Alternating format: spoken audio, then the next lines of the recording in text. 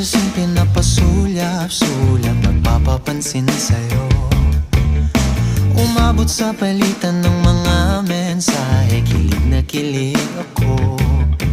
Kumusta, kain na, hello, magandang umaga. Ingat ka, pahinga, huwag kang masyadong magpupuyat pa. Naramdaman ng puso na dahan-dahan akong nahuhulog sa'yo. Sa kada araw natin na pag-uusap, meron ng